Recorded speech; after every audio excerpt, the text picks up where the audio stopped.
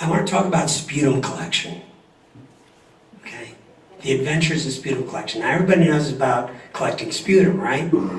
So I do collection from home. And sometimes they call me that morning and they say, we have like a research team of 4 people here from London. And, you know, they've got a lot of frozen sputum, but these people want some fresh stuff. Can you give some to us? And I go, well, I haven't done my treatment yet. You called me at 8 a.m. I'll work on it. I'll get it to you before noon. So I do what is called drive-bys, literally. And this request came from Seattle Children's. I mean, they're a riot. They're really fun. And the research nurses are great. They're a fun group of people. And so I do a drive-by. And what you do with Seattle Children's is cool. You drive up and in, it's on a hill, and you park in front of the Melinda French Gates building. Everybody know who she is? Yeah. Building with her name on it. Yeah, very impressive. Very, very impressive. And then the research nurse meets me there. It's like, hey, you got the stuff? And I go, yeah. He hops in the passenger side. He's got the consent forms, you know, or she, wherever it is. Got the consent forms. I'm like, yeah, don't let anybody know about this, all right? You know, he gives me like a replacement box and stuff. So it's very funny. It's all, I have it all cold packed and ready to go for them. You know, I collect very well. And the integrity of my stuff is almost 100%. Because I keep it cool while I'm collecting it with a little igloo that I have right by where I'm doing my therapies. So yeah, I have drive-bys. One time, you know, I started a longitudinal study with the Department of Microbiology at the university. And basically that involves, like, you're doing 3-4 vials a week, every day. So you start collecting the night before and the morning of for the quantity. And then basically you cold pack it and it's FedExed. Now, the first time I did this, I was a little naive. And they said, you know, you can just leave it on your doorstep and the FedEx truck will come and pick it up. You know, you call FedEx and make the appointment, what time it'll be out. Okay, well, I did that, you know. I didn't start doing that right away. I said, you know, I'm out running errands every day. There's a FedEx Kinko's right down the street from me. I'll just drop it off with those guys. Well, the first 2 times it worked. And the 3rd time it was a different guy. And he looks at me and says, biological sample. We can't accept that here. And there's like 3 other people come to the counter, including the store manager, and all looking at it. And I'm getting self-conscious now because it's like, are they calling the Seattle police? Is there a SWAT team that's going to come in and go, okay, hands against the greeting card rack, spread your legs. I mean, it was just crazy. It was just, oh, jeez. I said, it just goes over to the University of Washington. It's right over there. It's 2 miles. And they're like, oh, no, gee, we can't, no. Rules are rules. So now I get into the rhythm of basically, they're sending me cases of 10 boxes at a time because I'm collecting high volume, right? So, and I get compensated for this. This is like a weird home business. It is the weirdest home business. Mark Guntrum, mucus entrepreneur. It is weird. It is so weird. Wait, what are you doing, Mark? I'm begun operating a small business out of my house. So I'm going along for a year. This is a longitude. This is a long time, and I'm just sending stuff in when I'm in town, and it's going along great. It's like into the rhythm. They get it. You know, we occasionally call and talk, and I see them all the time in clinic. You know, they come down from microbiology, sometimes 2 and 3 of them, just to check up on me and do some FaceTime. And so, you know, that was going along great. Now one day, probably about 2 in the afternoon, one of the microbiologist researchers calls me and says, hey Mark, did you send out that sample today? And I go, yeah, I left it on the porch and for FedEx to pick up. And he goes, well, about 6 blocks from your house, we got a call from a woman who has the box with a sample in it. It had been stolen off my front porch. You know, so I said, look, Doc, I'll go over and get it. I'll go over and get it and bring it into you. And I'll do a drive-by. And so he goes, no, you know, I have to run. I got to go over to Seattle Children's. It's a few blocks from there, because Seattle Children's and the University of Washington, they're pretty close in proximity. So he said, don't worry about it. I'll go pick it up. Can you imagine these guys who stole it? They opened the box, I was like, oh, what did we get? What did we get? And they're pulling it out, and they're going, what is this? God, get rid of it. It's a biological substance. So they left it at the base of somebody's mailbox on the side of the road. Now, luckily, the woman got home, saw the number on the FedEx prepaid billing label, and called the layup. And so that's how we found out about it. And the integrity of the sample was fine. So the stuff I go through to make research happen is just crazy. But it's a lot of fun. I'll just, that's the Adventures of Sputum collection. One more, Vertex. I had an opportunity for a Vertex trial in Denver last year. Well, earlier in the year, I had been diagnosed with MRSA from a sputum sample. And that kind of knocked me out of that trial. And I really wanted to do that. And that's the trial where they said no Facebook, no social media communications by research subjects. So I got disqualified. So, I had 3 subsequent sputum tests because now they're testing. Is it still present? Is it still present? Is it still present? Everybody know what MRSA is? Methicillin-resistant Staphylococcus aureus. Okay, and it's about the one drug treating it right now, I think it's vancomycin. So I had an opportunity that fall to do a vancomycin study, okay? And it's called AeroVanc, and it would have used the same type of delivery system, I think, as this. Well, it turns out I tested for a 4th time, no presence of MRSA. So I got knocked out of that trial. So now I'm like, nobody wants me anymore. Anyway, there is a clinical trial coming up. I cannot talk about it. I've been sworn to secrecy. But it's going through the IRB process, and they're lining up investors. And as Bonnie Ramsey says, investors won't come if the homework doesn't get done. So everybody's very, very serious about this, and I got called, I get called on weekends, I got called on a Sunday. Dr. Moira Aiken, she called me up, and of course I love all these people. They all downhill ski. So part of the time it's like, where are you going this winter? It's like the heck with the appointment, the PFTs and all that. But so it's a bonding thing. But she called me on a Sunday and said, would you like to be in? I said, sure. So we'll see what happens. It's quite a collaborative deal. People ask me why I do this. And, I do it for a number of reasons. I wrote some down. I'm driven by survival. I'm the kind of guy that wants to see what's around the corner. We moved, when I was 47 years of age, we moved out to the West Coast.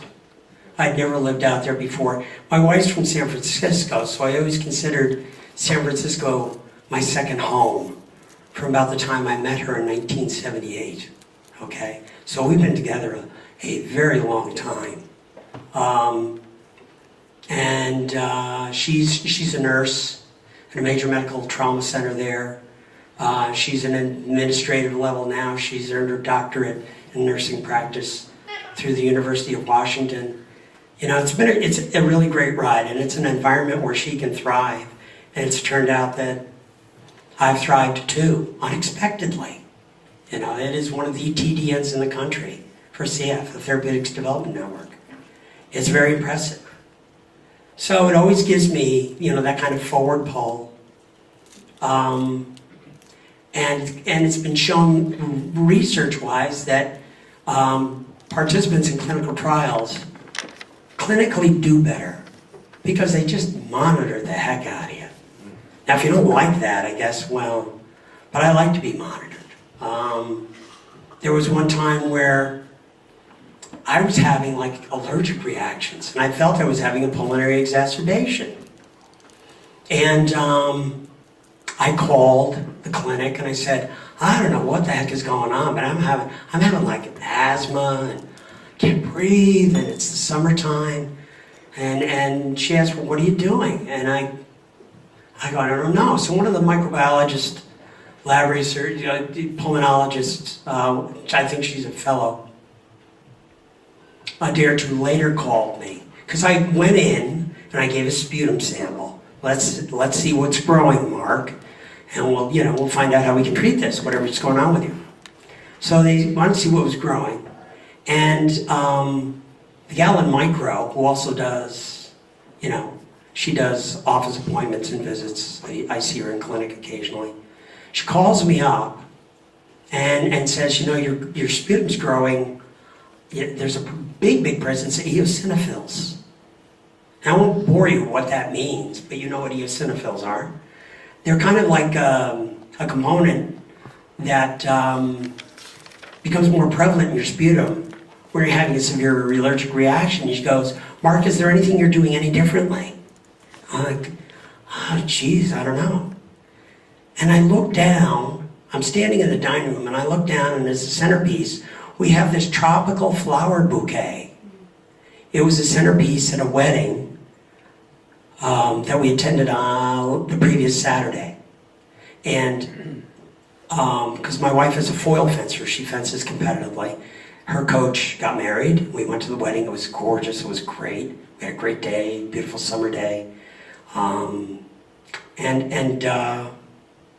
She said, I'll bet you there's something in those tropical flowers that's causing an allergic reaction. And as I looked at them, the one big center flower in the centerpiece was like going, pollen, pollen, pollen. And so I called my wife and I said, I know how much you love these. It may break your heart, but I gotta get them out of the house.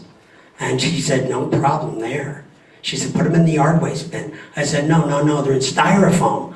I can't even handle these because I feel so bad. So she took care of it. But sure enough, that's what the problem was. And it's because they know me so well. They monitor me so closely. You could call it an invasion of privacy. I don't. It's just part of what I do. So I also do it because it's personal for me. These trials are very personal. I honor the memory of a lot of lost friends to CF. I come from a past generation, okay? That's not around, they aren't around us anymore. So I'm kind of haunted by that a bit.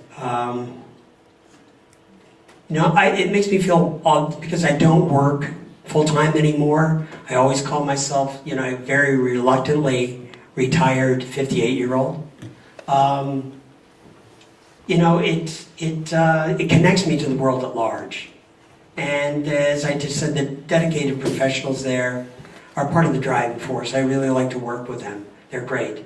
And I really, really, really want to improve the quality of life for the younger generation, the new millennium generation of CF patients. I don't want them to grow up like I did. I had a lot of problems. I had surgeries. My pancreas is out, my gallbladder's out. I had functional endoscopic sinus surgery, which does occur in people with CF. There were some bad things that went wrong that were life-threatening in the 1970s to me. It was terrible. I don't want any CF patient nowadays to go through that. I really don't. It screwed up my career at times. It took me out of the lineup to work. I would miss events. Back in the old days, if you had an exacerbation, you had to go in the hospital for 2 weeks of IV therapies. So your work is interrupted, it throws you off, and even after they figured out how to do the home care part of it, you're still out of work because you're still not feeling good. And it's best you're home at rest anyway. If you're going to go through with a PICC line, you might as well be at home doing it, eating out of your own refrigerator, being in that environment that you can control so it's not contaminated, and doing your best to get as much rest as you can. Ultimately, doing this and doing this talk it's been very positive and beneficial to me. I've been able to reflect on the experiences of all the trials I've been on over time. And, it's kind of like Socrates said, an unexamined life is not worth living. So it's given me a lot of time to reflect, and perhaps the older you are, the more you reflect. I do journal, I do write. So ultimately, I was interviewed by a magazine a few years back after the gene therapy conference. And my final line in that interview was, I don't want CF to define who I am. Ultimately, I want to define what cystic fibrosis is. That it's treatable, that it's manageable, and that ultimately it will be curable. And I want to say that all of us here, are charged with that. That we all don't want to, CF to define who we are as parents, as patients. We don't want it to define us. We want to define it. We want to fight back. 1-800-FIGHT-CF. We want it to be manageable. We want it to be treatable and ultimately curable. And that's the big goal here. Thanks again for inviting me to come, and I'll take questions. Do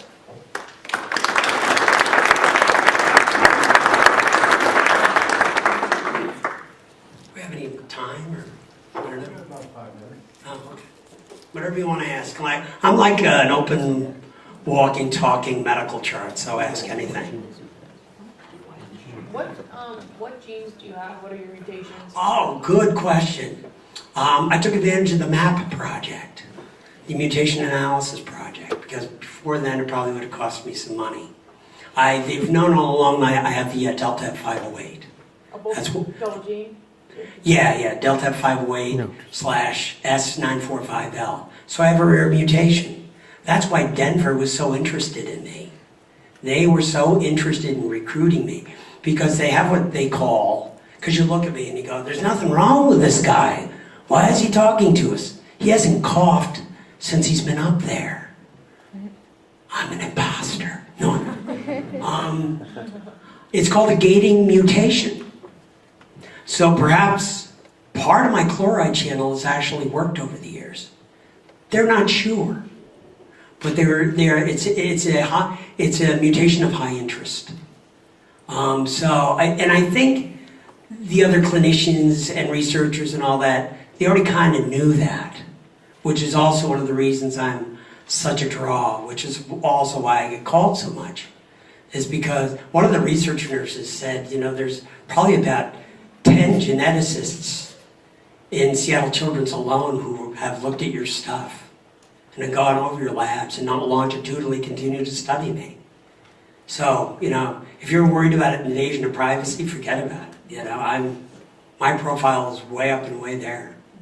It really is. So, that's a very good question. I'm glad I know it now because I didn't know it when I got out there in 2003. Okay. Yeah. Anybody else? Sure. Mark, good to see you. Hi, Karen. How are you? Hi.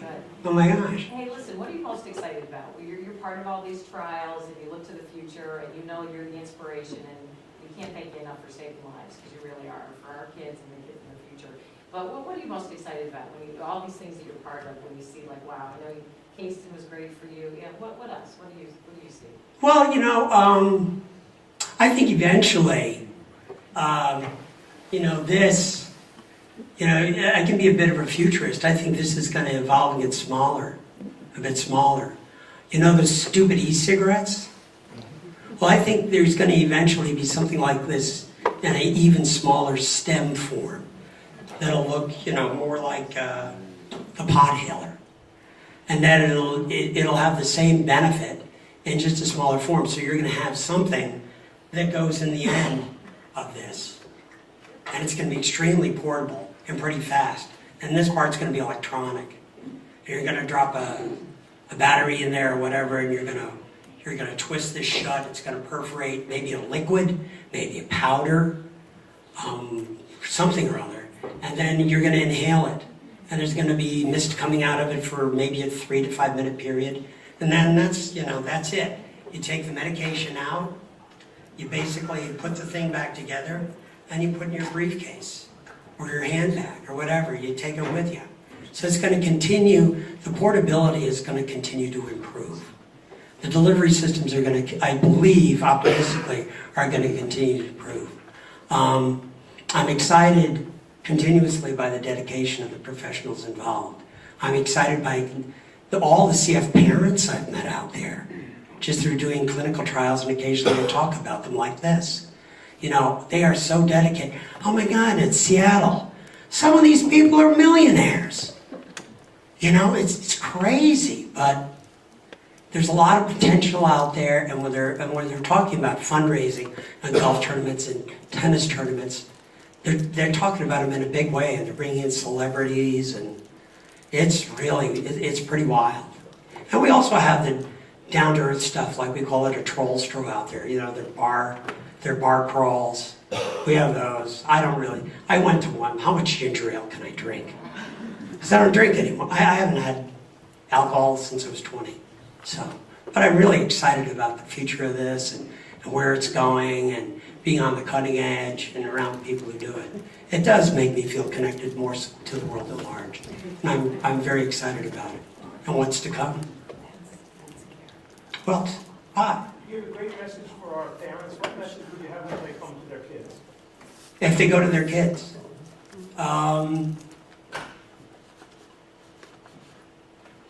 It would be one of compliance adherence. I was just sitting with a set of parents at lunch, and they were saying how good their daughter was doing. You know, she's a competitive swimmer in college and all that stuff.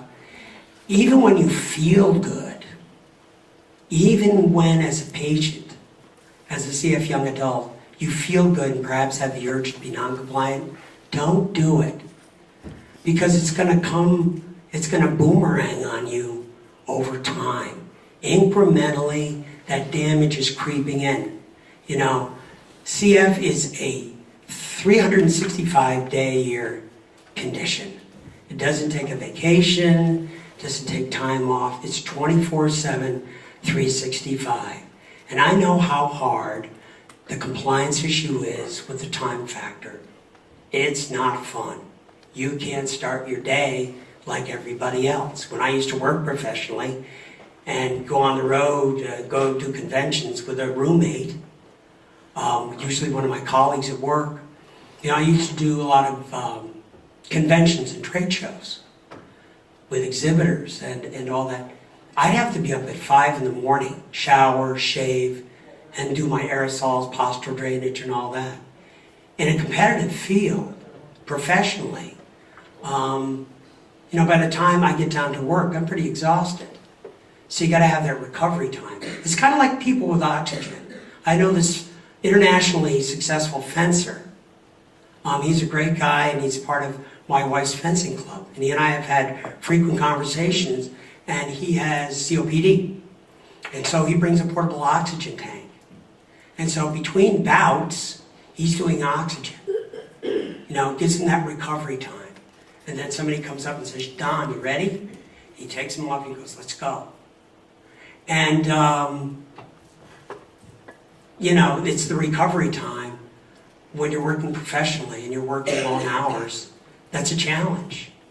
So, you know, and it's an interruption. But the commitment should be there because, again, it will betray you if you don't do it. It'll come around to haunt you. It'll go, you know, I had a chance to make this right in the first place. I should be doing therapies and breathing treatments and being compliant. Because ultimately, that time you think you're losing, you're not losing, you're gaining. Because ultimately, you're separating out the, you know, between the times of the pulmonary exacerbations where maybe you need to take 2 weeks off from work. You're saving that time. You're kind of investing now for your future. And so compliance is a big, big deal. You know, they got to stay at it. And I know, I grew up as a teenager. I was non-compliant at times. I paid for it. You're rebellious. You're resentful. There's anger mixed in with it. Anger all the time. There's times I'm angry now. It's like, oh, crap. Yeah, I got to do this. Even on vacation. If you're in Hawaii and you have a 7 o'clock dive boat to do a snorkel trip, you know, I'm up at 4 a.m. and I'm preparing for it. You know, to get a 6 a.m. flight from Seattle to here, yesterday, I was up at 1 a.m. to catch a 3:30 shuttle express van to the airport. Okay? It's time. It's fatigue. It's fatiguing. But it's all ultimately worth it. You really got to keep it up. It's just, I don't think there's any question in my mind.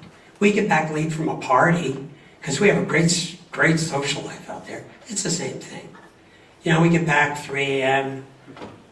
I'll be up until 5. My wife gets to go to bed. You know, but yeah, I stick with it even then. You got to be diligent. You got to be proactive, and you got to be aggressive.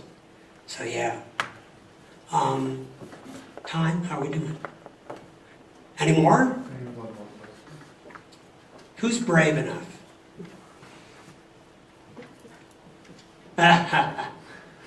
John. I am. You know, last night you shared a story with us at dinner about your first time meeting somebody else that I respect really in the world, and maybe talking a little bit about your relationships with your physicians over the years. Well, you know, Dr. Kozlowski, Dr. Rosen, Dr. Winnie, Dr. Patterson, Dr. Mayer, these are all people from Albany Med. And they're all fantastic. Bob and I were relating last night. He was what? You were a fellow? Out of med school, July 4th, and I was really in fits because post-surgically, I've got these staples in my body from a surgery I had when I was 20 to take out my pancreas because, you know, cystic fibrosis of the pancreas. That's how it was first referred to back in the, I think, in the 50s. And so my pancreas, about 80% of it's gone. So I have staples in there. But I can't play tennis anymore because you gotta do an overhead reach when you serve. And so I had a few tears, and there was some internal bleeding, and there was spasming, and it was horribly painful.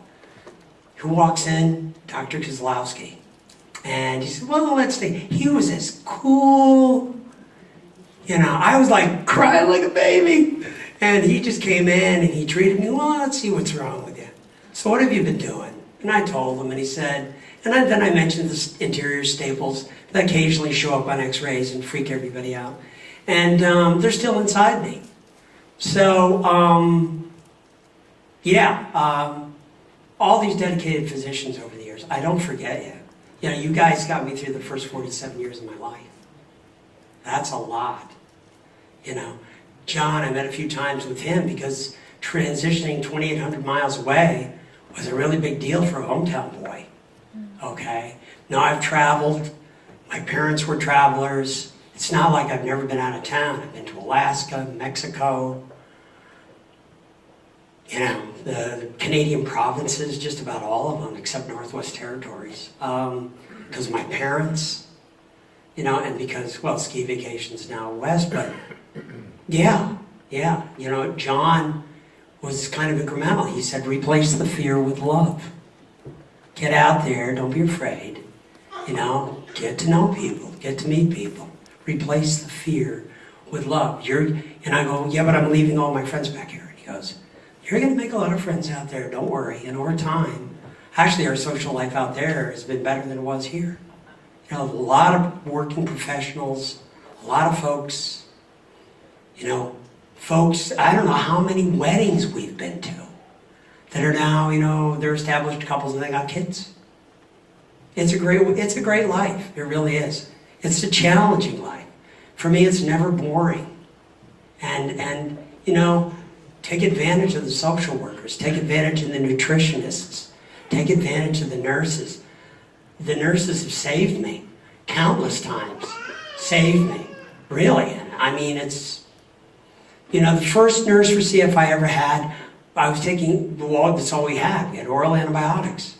And so I was having diarrhea because they wipe out the intestinal flora. What do I do about that? Well, I hated yogurt as a teenager. She said, I think you should start to like it. And she was right, because that replaces all the intestinal flora. The simplest thing in the world, 6 ounces in the morning, 6 ounces is a snack at night before bedtime. You know, I still do it. I still do it because the nurse, and my wife's a nurse, because she's great about nutrition. We are into kale. Lots of kale. Oh my God. But she's figured out, because she's Asian, you know, she walks it with, you know, extra virgin olive oil, chopped up carrots, and chopped up onions, and some balsamic vinaigrette. And it tastes really good. It really does. And she walks a lot of stuff. But yeah, she has helped me nutritionally.